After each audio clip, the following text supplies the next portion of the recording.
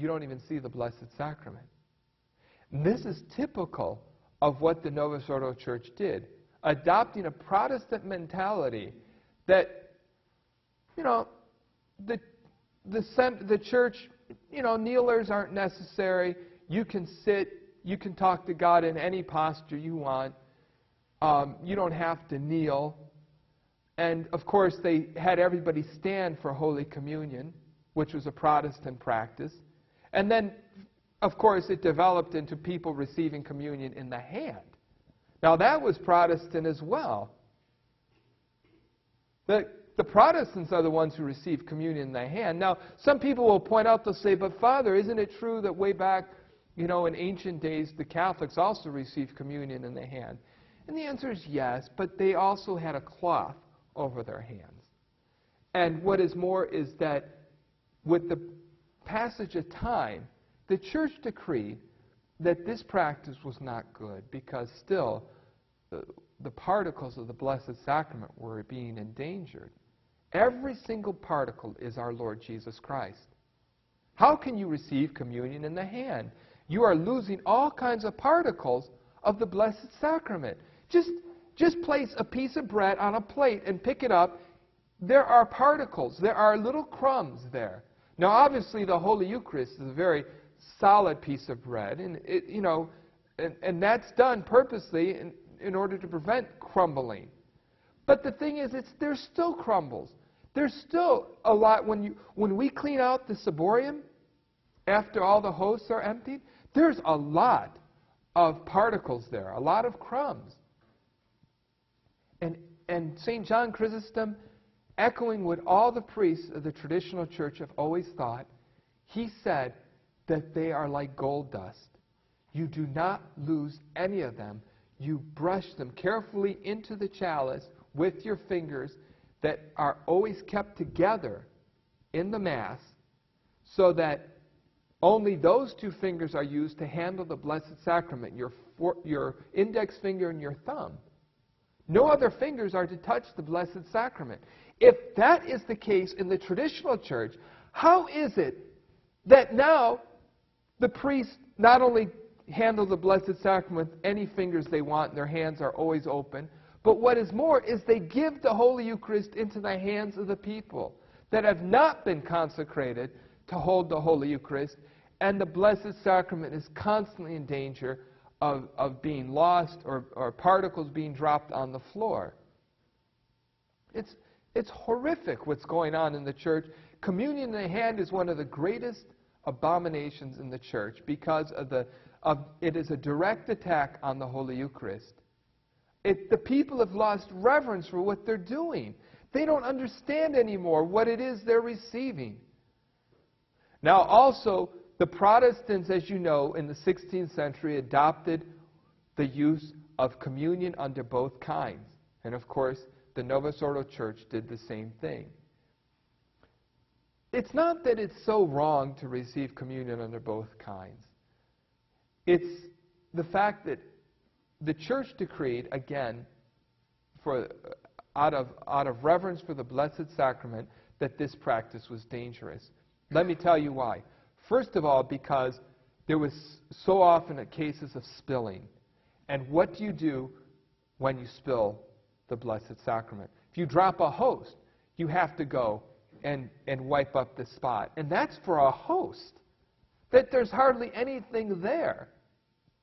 Now, what are you going to do if you spill the precious blood? It's almost impossible to clean that up. That is, you're not going to get the particles of the precious blood. It's impossible. And it was happening too often in the Middle Ages.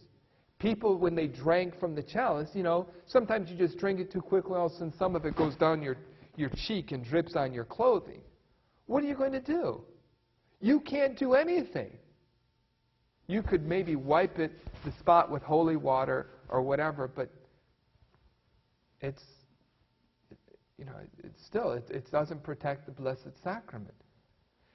Also, what are you going to do with all the remains of the precious blood?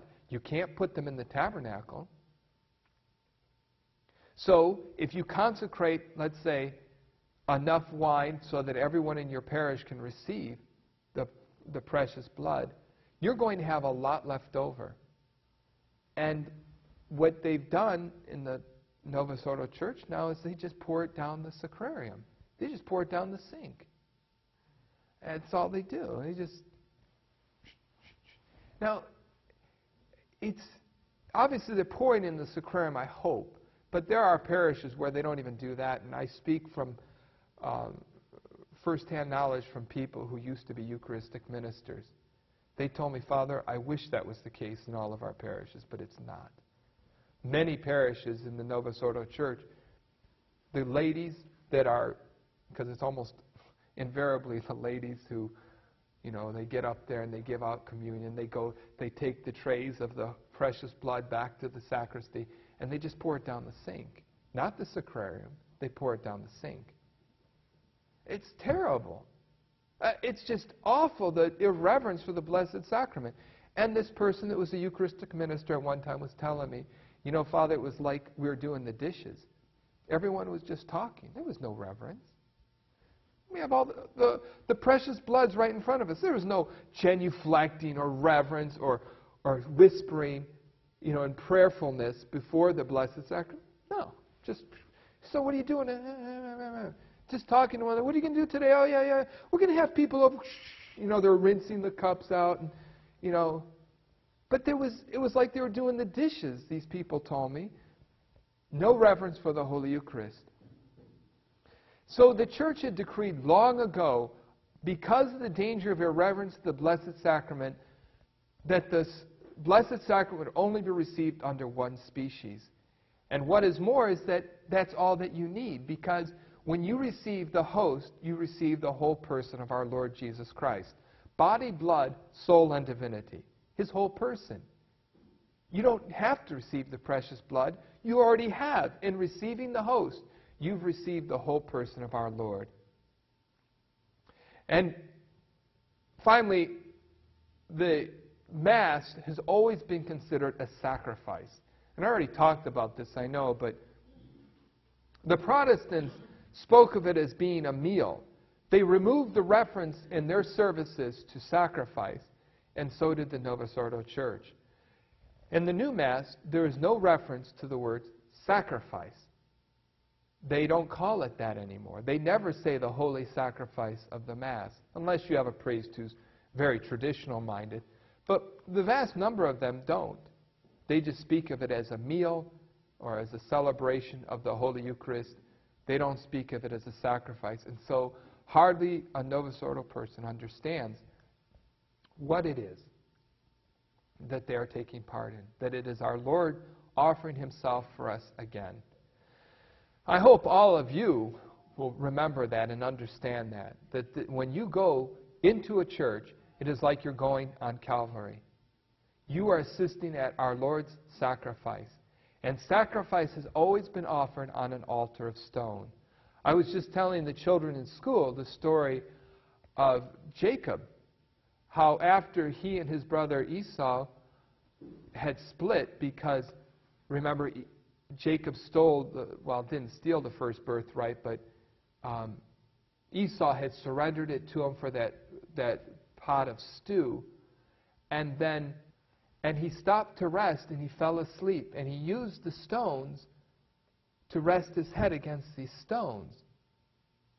And as he slept, he had this vision or dream of a staircase that went up to heaven. And he saw angels ascending and descending. And at the top of the staircase was God himself. And when Jacob awoke, he realized that wasn't just a dream. God was making me to understand that this is a holy place. He said, terrible is this place, awful is this place. He didn't mean terrible in a bad way. He meant awesome. How incredible is this place? This is the gate of heaven. In other words, this is where earth touches heaven. Now, my dear friends, that is the Mass. That is the sacrifice of the Mass.